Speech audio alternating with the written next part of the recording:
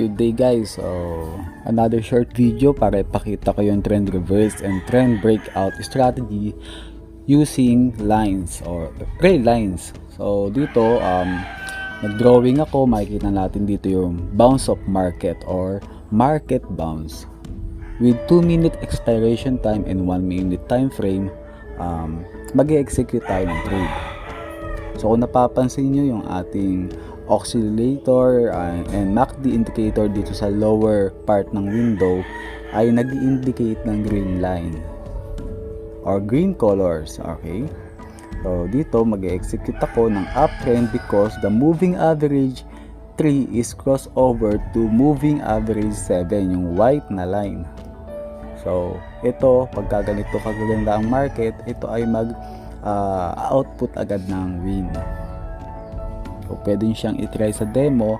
Then, if may makatanong kayo, pwede nyo akong i-direct PM sa aking Facebook page and YouTube channel.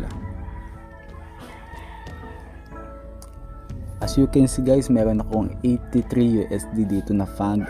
But, because na maganda nga ang ating strategy and okay naman ang galaw ng market ngayon, since kahapon na meron akong 22 USD, may gain naman tayo na 88 plus yung ating 5 USD na initial trade. So guys, yan yung mga tinatawag na breakout. So continuous up siya. So ito ay magko-continuous uptrend. So break line. So yan tandaan nyo yan. Then pwede siyang gamitin using your mobile phone. So ayan, lakihan natin ng konti para mas makita nyo. Alright. Okay, 3 seconds. Boom, kuha siya.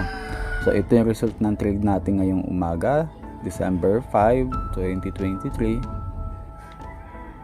Then pakita ko sa inyo yung ating earnings from yesterday. So meron tayo ngayon na magkano na siya?